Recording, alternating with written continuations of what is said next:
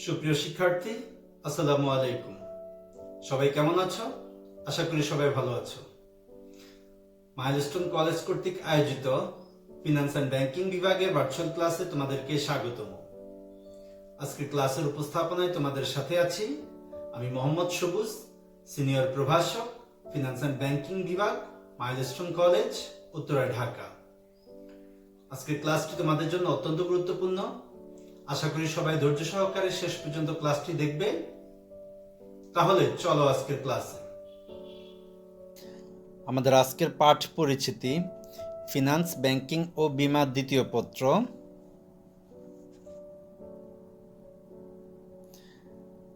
স্ক্রিনের চিত্রগুলো লক্ষ্য করো। একটি পরিবারকে একটি ছাতা দ্বারা নিরাপত্তা দেওয়া হচ্ছে। করোনা ভাইরাস থেকে একটি পরিবারকে নিরাপত্তা দেওয়া হচ্ছে। একটি পরিবারকে অর্থ দ্বারা নিরাপত্তা দেওয়া হচ্ছে। একটি পরিবারকে অসুস্থতার বিপরীতে অর্থ দ্বারা নিরাপত্তা দেওয়া হচ্ছে। এভাবেই একটি পরিবারের সামগ্রিক বিষয়গুলোর বা সামগ্রিক নিরাপত্তার যে বিষয়গুলো, সেই বিষয়গুলো কিভাবে আমরা নিশ্চিত করতে পারি তা নিয়ে আজকের আলোচনা। আজকের এই পাঠ শেষে আমরা কি কি শিখতে পারবো? আজকের এই পাঠ শেষে আমরা জীবন বীমা কাকে বলে তা জানতে পারবো, জীবন বীমার বৈশিষ্ট্য ব্যাখ্যা করতে পারবো এবং জীবন বীমার প্রকারভেদ ব্যাখ্যা করতে পারবো। তো চলো প্রথমে আমরা জেনে নিই জীবন বীমা কি বা জীবন বীমা কাকে বলে। মানুষের জীবন ঝুঁকি দ্বারা পরিবেষ্টিত। মানুষের জীবনের ঝুঁকির বিপরীতে আর্থিক প্রতিরক্ষামূলক ব্যবস্থাকেই জীবন বীমা বলে। জীবন বীমা একটি নিশ্চয়তার চুক্তি, কারণ মানুষের জীবনের ক্ষতিপূরণ করা সম্ভব নয়। বীমা গ্রহীতার অনুপস্থিতিতে তার উত্তরাধিকারীদের আর্থিক নিশ্চয়তার চুক্তি হলো জীবন বীমা চুক্তি। অর্থাৎ মানুষের জীবনের ক্ষতির বিপরীতে যে বীমা চুক্তিটি করা হবে সেটাকে জীবন বীমা বলা হবে। জীবন বীমাটা ক্ষতিপূরণের চুক্তি নয়, এটা হলো একটি আর্থিক নিশ্চয়তার চুক্তি। অর্থাৎ জীবন বীমা গ্রহীতার মৃত্যুতে অথবা দুর্ঘটনার শিকারে তার পরিবার যে আর্থিক অনিশ্চয়তার সম্মুখীন হবে তা মোকাবেলার ব্যবস্থা হলো জীবন বীমা। তো চলো আমরা জেনে নেই জীবন বীমার বৈশিষ্ট্য। অর্থাৎ জীবন বীমা হলো একটি বীমা চুক্তি। এটা বীমা কোম্পানির সাথে বীমা গ্রহীতার একটি সম্পাদিত একটি চুক্তি। তো এই জীবন বীমা চুক্তির কি কি বৈশিষ্ট্য আছে সেই বৈশিষ্ট্যগুলো আমরা প্রথমেই জেনে নিই। প্রথম বৈশিষ্ট্য হলো মানব জীবন সংশ্লিষ্টতা। জীবন বীমা চুক্তি সবসময় মানুষের জীবনের সাথে সংশ্লিষ্ট। কোনো ব্যক্তির মৃত্যু হলে, ব্যক্তি অক্ষম হলে, অসুস্থ হলে অথবা বার্ধক্যজনিত কারণে ব্যক্তির জীবন যে আর্থিক সংকটের সম্মুখীন হবে তা মোকাবেলার জন্য প্রয়োজনীয় অর্থ প্রদানের প্রতিশ্রুতি হলো জীবন বীমা চুক্তি বা জীবন বীমা। 2 নম্বর হলো নিশ্চয়তার চুক্তি। জীবন বীমা ক্ষতিপূরণের চুক্তি নয়, জীবন বীমা হলো নিশ্চয়তার চুক্তি। যে কোনো ধরনের সম্পত্তি বীমা ক্ষতিপূরণ চুক্তি, কিন্তু জীবন বীমা নিশ্চয়তা চুক্তি। কারণ মানুষের জীবনের যদি ক্ষতি হয় তাহলে সেই ক্ষতি কখনোই অর্থ দিয়ে পরিমাপ করা যায় না এবং তা পূরণ করা যায় না। এই কারণে বীমা গ্রহীতার অনুপস্থিতিতে তার পরিবারের আর্থিক নিশ্চয়তা চুক্তি হলো জীবন বীমা চুক্তি, যে কারণে আমরা জীবন বীমাকে নিশ্চয়তা চুক্তি বলে অভিহিত করি। 3 নম্বর বৈশিষ্ট্য হলো বীমাযোগ্য স্বার্থ। জীবন বীমার ক্ষেত্রে বীমা গ্রহীতার অবশ্যই বীমাযোগ্য স্বার্থ থাকতে হবে। বীমাযোগ্য স্বার্থ নেই এরকম কোনো ব্যক্তির উপর ব্যক্তি জীবন বীমা করতে পারবে না। যেমন স্বামীর জীবনের উপর স্ত্রীর, স্ত্রীর জীবনের উপরে স্বামীর বীমাযোগ্য স্বার্থ আছে বিধায় স্বামীর জীবনের জন্য স্ত্রী এবং স্ত্রীর জন্য জীবনের জন্য স্বামী বীমা করতে পারবে। একইভাবে দেনাদারের জীবনের উপরও পাওনাদার বীমা পলিসি গ্রহণ করতে পারবে। কেননা দেনাদার যদি মৃত্যুবরণ করে তাহলে সেক্ষেত্রে পাওনাদার আর্থিকভাবে ক্ষতির সম্মুখীন হবে বিধায় দেনাদারের জীবনের উপরে পাওনাদারের বীমাযোগ্য স্বার্থ রয়েছে। 4 নম্বরে হলো চূড়ান্ত সদ্বিশ্বাসের সম্পর্ক। অন্যান্য বীমা চুক্তির মতো জীবন বীমাও চূড়ান্ত সদ্বিশ্বাসের সম্পর্ক প্রতিষ্ঠিত হয়, যে কারণে উভয় পক্ষকে একে অন্যকে সকল তথ্য সম্পূর্ণরূপে এবং নির্ভুলভাবে প্রদানে বাধ্য থাকে। কোনো গুরুত্বপূর্ণ তথ্য যদি গোপন করা হয় তাহলে পরবর্তীতে বীমা চুক্তিটি বাতিল হয়ে যেতে পারে। সঞ্চয় ও বিনিয়োগের উদ্দেশ্য। জীবন বীমা চুক্তি শুধুমাত্র জীবনের হানিতে অর্থপ্রাপ্তির উদ্দেশ্যেই করা হয় না। এই বীমা করার আরেকটি অন্যতম উদ্দেশ্য হলো সঞ্চয় এবং বিনিয়োগ। ব্যক্তি তার কর্মক্ষম জীবনে যখন সে শারীরিকভাবে সামর্থ্যবান থাকে তখন সে বীমা পলিসি গ্রহণ করবে এবং সেখানে সে অর্থ সঞ্চয় করবে। পরবর্তীতে যখন এটি একটি বড় অঙ্কের অর্থে পরিণত হবে, নির্দিষ্ট সময় শেষে সে অর্থটা সে বিভিন্ন ক্ষেত্রে বিনিয়োগ করে ব্যবসা বাণিজ্য করতে পারবে। এ কারণে সঞ্চয় এবং বিনিয়োগের উদ্দেশ্যও কিন্তু জীবন বীমা পলিসি গ্রহণ করা হয়। এটা জীবন বীমার একটা অন্যতম বৈশিষ্ট্য। মনোনয়ন ও হস্তান্তর। বীমাকৃত ব্যক্তি মারা গেলে বীমা দাবি কাকে পরিশোধ করা হবে সেই জন্য অবশ্যই একজন ব্যক্তিকে নমিনি হিসেবে উপস্থাপন করতে হবে। এক্ষেত্রে নমিনির পরিমাণ এক বা একাধিক হতে পারে। মেয়াদি বীমার ক্ষেত্রে বীমা গ্রহীতা ইচ্ছা করলে বীমাপত্রের উপর তার সত্ত্ব হস্তান্তরও করতে পারে। অর্থাৎ বীমা গ্রহীতার অবর্তমানে অথবা বীমা গ্রহীতা তার বীমার যে সত্ত্ব বা মালিকানা আছে সেটা অন্যজনকে হস্তান্তর করতে পারবে। তারপরে আমরা দেখব সমর্পণ মূল্য। জীবন বীমা পলিসি গ্রহণ করার পর কোনো কারণে যদি বীমা গ্রহীতা বীমা পলিসিটি চালিয়ে যেতে না পারে, সেক্ষেত্রে বীমা পলিসিটি বীমা কোম্পানির কাছে অর্পণ করে তিনি তার জমাকৃত প্রিমিয়ামের অর্থ ফেরত পাবেন, যেটাকে বীমার বাসায় সমর্পণ মূল্য বলা হয়। তবে এই ক্ষেত্রে শর্ত হলো অবশ্যই 2 বছর বীমা কিস্তি পরিশোধ করতে হবে। তো সমর্পণ মূল্য হিসাবে বীমা পলিসিটি জমা দেওয়ার পর বীমা কোম্পানি জমাকৃত অর্থের একটি নির্দিষ্ট অংশ কেটে রেখে বাকি টাকা বীমা গ্রহীতাকে প্রদান করে, যেটাকে বীমার ভাষায় আমরা সমর্পণ মূল্য বলে থাকি। মৃত্যুহার পুঁজি। জীবন বীমা চুক্তির অপরিহার্য একটি উপাদান হলো মৃত্যুহার পুঁজি। কেননা জীবন বীমার প্রিমিয়ামের পরিমাণ, প্রিমিয়ামের হার নির্ভর করে মৃত্যুহার পুঁজির উপর। বিভিন্ন বয়সের ব্যক্তিবর্গের মৃত্যুর সম্ভাবনার সম্বলিত তথ্যকে বা ক্যালেন্ডারকে মৃত্যুহার পুঁজি হিসেবে অভিহিত করা হয়। এরূপ পুঁজি হলো নির্দিষ্ট বয়ক্রম অনুযায়ী অতীতে মৃত্যুর হার কতটা তা নির্ধারণ করার একটা প্রক্রিয়া বা পদ্ধতি। অর্থাৎ মৃত্যুহার পুঁজির মাধ্যমে একজন বীমা কোম্পানি অথবা একজন বীমা গ্রহীতার মৃত্যুর হার বা সম্ভাবনা কত সেটা অনুধাবন করা যায় বা সেটা অনুমান করা যায়। তো এই কারণে জীবন বীমার ক্ষেত্রে মৃত্যুহার পুঁজিটা অত্যন্ত গুরুত্বপূর্ণ। তো আশা করছি জীবন বীমার যে বৈশিষ্ট্যগুলো আছে সেগুলো তোমরা ভালোভাবে বুঝতে পেরেছো। তো চলো বীমার প্রকারভেদটা নিয়ে একটু আলোচনা করি। মানুষের জীবনে ঝুঁকির যেরকম বৈচিত্র্যতা রয়েছে, মানুষের প্রয়োজনেরও বৈচিত্র্যতা রয়েছে। এই ঝুঁকির বৈচিত্র্যতা এবং প্রয়োজনের বৈচিত্র্যতার উপরে ভিত্তি করে বীমা কোম্পানিগুলো বীমা গ্রহীতাদের জন্য বিভিন্ন ধরনের বীমা পলিসির সুযোগ করে দিয়েছেন, যে কারণে বিভিন্ন ধরনের জীবন বীমা পলিসির উদ্ভব হয়েছে। আমরা এখন জীবন বীমার প্রকারভেদ সম্পর্কে বিস্তারিত আলোচনা করব। আশা করি তোমরা ধৈর্য সহকারে জীবন বীমার প্রকারভেদটা শুনবে, দেখবে এবং শেখার চেষ্টা করবে। তো জীবন বীমার প্রকারভেদ। জীবন বীমাকে আমরা 4 ভাগে ভাগ করতে পারি। প্রধানত বীমাপত্রের মেয়াদের ভিত্তিতে জীবন বীমাকে ভাগ করা যাবে, বীমা সালামি পরিশোধের পদ্ধতির ভিত্তিতে জীবন বীমাকে ভাগ করা যাবে, বীমা গ্রহীতার সংখ্যার ভিত্তিতে ভাগ করা যাবে এবং বীমা দাবির পরিশোধের পদ্ধতির ভিত্তিতে আমরা জীবন বীমাকে ভাগ করতে পারি। তো চলো প্রথমে আমরা বীমাপত্রের মেয়াদের ভিত্তিতে আমরা জীবন বীমা পলিসিকে ভাগ করব। বীমাপত্রের মেয়াদের ভিত্তিতে জীবন বীমা পলিসিকে দুভাগে ভাগ করা যায়। একটা হলো মেয়াদি বীমাপত্র আর একটা হলো আজীবন মেয়াদি বীমাপত্র। অর্থাৎ একটা সাধারণ মেয়াদি বীমাপত্র আর একটা হলো আজীবন মেয়াদি বীমাপত্র। তো মেয়াদি বীমাপত্র কত প্রকার?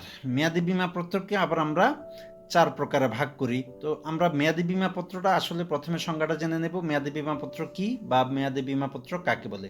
একটি নির্দিষ্ট মেয়াদের জন্য যদি আমরা বীমা পলিসি গ্রহণ করি তাহলে সেটাকে মেয়াদি বীমাপত্র বলা হয়। এ ধরনের বীমাপত্রের মেয়াদ 2 বছর, 5 বছর, 10 বছর, 15 বছর, 20 বছর এরকম হতে পারে। তবে যেহেতু জীবন বীমার মেয়াদ অধিকাংশ ক্ষেত্রেই 8 বছর, 12 বছর, 15 বছর, 20 বছর এরকম মেয়াদের জন্য গৃহীত হয়ে থাকে। তো মেয়াদি বীমাপত্রকে আবার আমরা 5 ভাগে ভাগ করি: সাধারণ মেয়াদি বীমাপত্র, বিশুদ্ধ মেয়াদি বীমাপত্র, যৌথ জীবন মেয়াদি বীমাপত্র, শিক্ষাবৃত্তি বীমাপত্র, বহুমুখী উদ্দেশ্য সম্পন্ন বীমাপত্র। তো আমরা এখন এই বীমাপত্রগুলোর সংজ্ঞা বলবো, তোমরা মনোযোগ দিয়ে শুনবে। সাধারণ মেয়াদি বীমাপত্র। মেয়াদি বীমাপত্র মূলত সাধারণ মেয়াদি বীমাপত্রকেই বোঝানো হয়।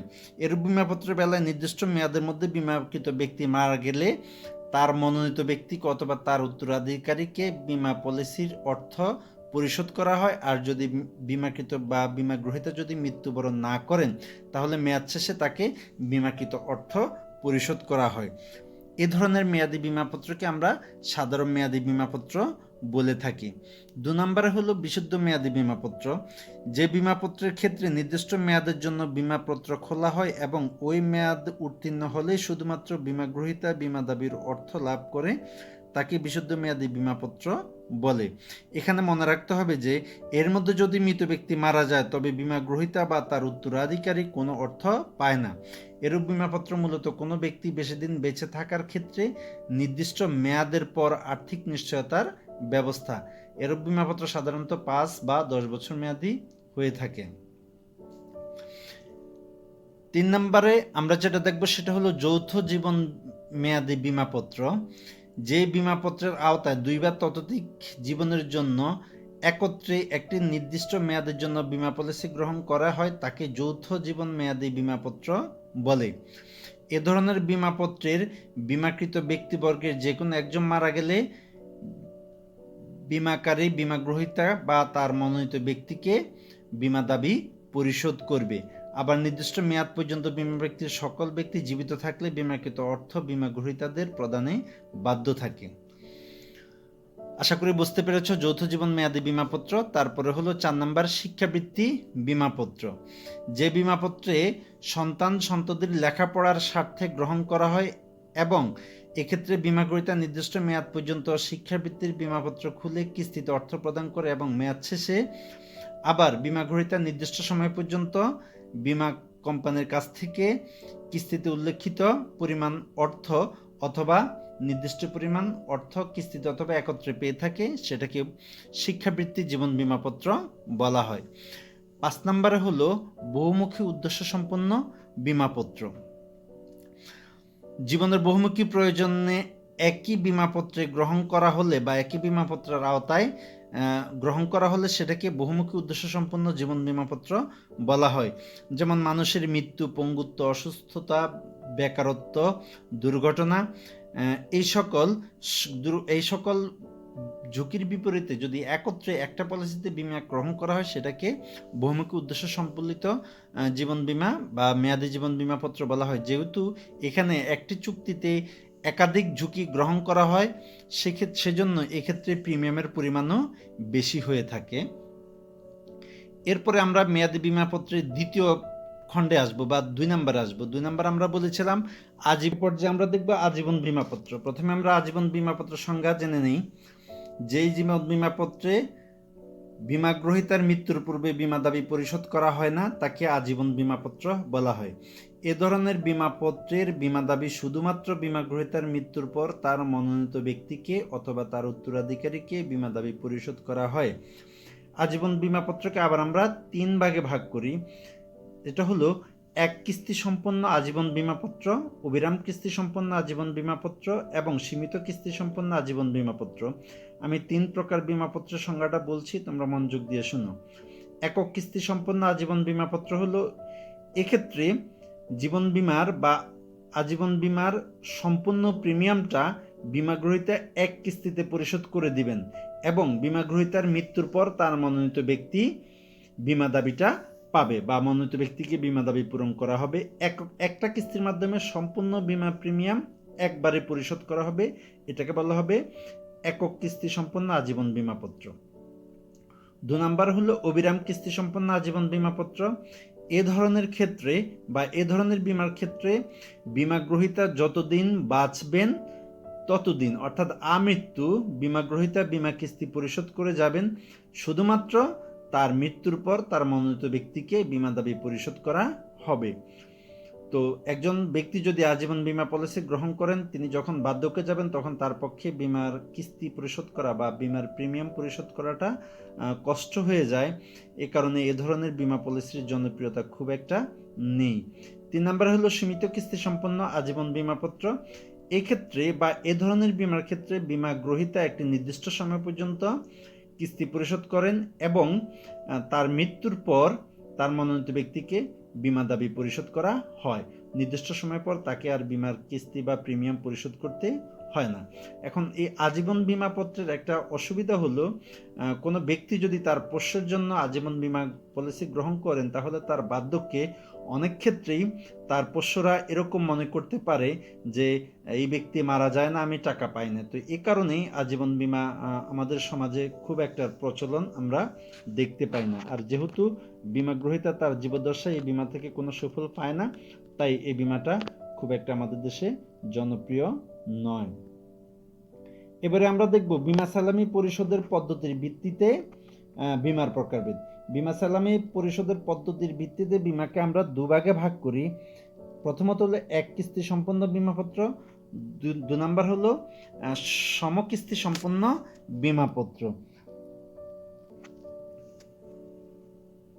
তো প্রথমে আমরা দেখে নেব একক কিস্তি সম্পন্ন বীমাপত্র কি।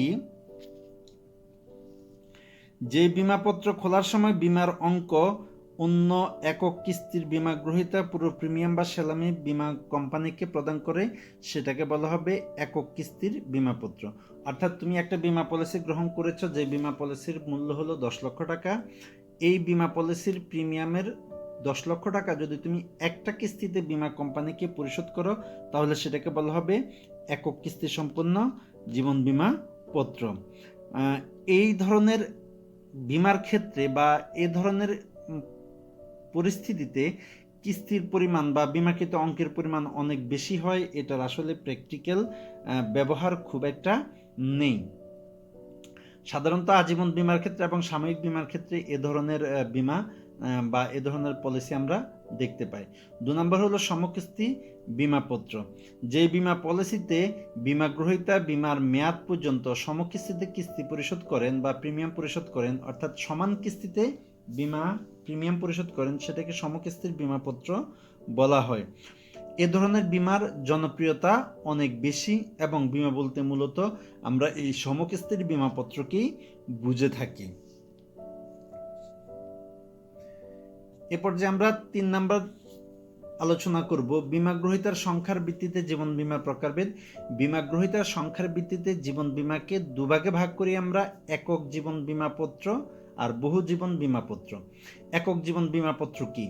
যেই জীবন বীমাপত্রে একজন ব্যক্তির জন্য বীমা পলিসি গ্রহণ করা হয় এবং ওই ব্যক্তির মৃত্যুর পর অথবা বীমার মেয়াদ শেষে তার মনোনীত ব্যক্তিকে বীমা দাবি পরিশোধ করা হয়, সেটাকে একক ব্যক্তির জীবন বীমা পলিসি বলে। এরপর হলো বহু জীবন বীমাপত্র। একের অধিক ব্যক্তির জীবনের জন্য যে জীবন বীমা পলিসি গ্রহণ করা হয় সেটাকে বহু জীবন বীমাপত্র বলা হয়। এই ধরনের বীমাপত্রকে আবার আমরা দুভাগে ভাগ করি। একটা হলো যৌথ জীবন বীমাপত্র আর 2 নাম্বার হলো শেষ ব্যক্তি উত্তর বা শেষোত্তর জীবন বীমা পত্র। তো প্রথমে আমরা যৌথ জীবন বীমাপত্র সম্পর্কে জেনে নিই। যে জীবন বীমাপত্রে একাধিক ব্যক্তির জীবন একটি বীমাপত্রে বীমা করা হয় এবং তাদের যে কোনো একজনের মৃত্যুতেই বীমা দাবি পরিশোধ করা হয়, তাকেই যৌথ জীবন বীমাপত্র বলা হবে। সাধারণত অংশীদারি ব্যবসায়ের অংশীদারদের জন্য এরূপ বীমাপত্র বিশেষ উপযোগী। এতে প্রিমিয়ামের হার বেশি হয়, তবে ব্যক্তির সংখ্যা বিবেচনায় তা কমতেও পারে। 2 নম্বরে হলো শেষ উত্তর জীবন বীমাপত্র। যেই বীমাপত্রের মাধ্যমে একাধিক ব্যক্তির জীবনের জন্য বীমা পলিসি গ্রহণ করা হলেও শুধুমাত্র শেষ ব্যক্তি অর্থাৎ বীমা যে কয়জন ব্যক্তির জন্য বীমা পলিসি গ্রহণ করা হয়েছে তাদের মধ্যে সর্বশেষ ব্যক্তিটি মারা যাওয়ার পর বীমা দাবি পরিশোধ করা হয়, সেটাকে শেষ উত্তর জীবন বীমাপত্র বলা হয়। এরূপ জীবন বীমার ক্ষেত্রে প্রিমিয়ামের হারটা খুব কমই হয়ে থাকে এবং প্র্যাকটিক্যালি এরূপ জীবন বীমার ব্যবহার খুব একটা নেই। তারপরে আমরা সর্বশেষ দেখব বীমা দাবি পরিশোধের ভিত্তিতে জীবন বীমার প্রকারভেদ।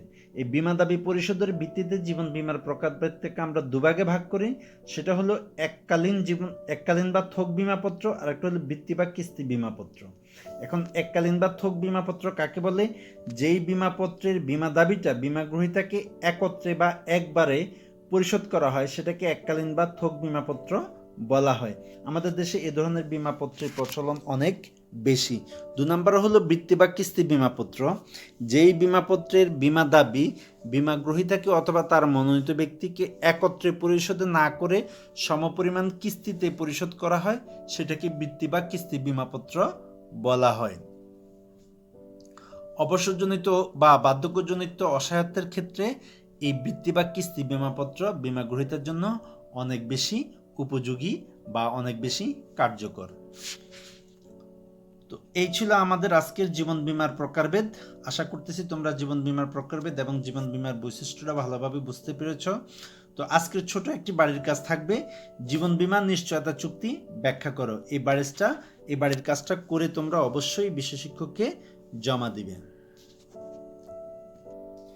সুপ্রিয় শিক্ষার্থী, আজকে এই পর্যন্তই।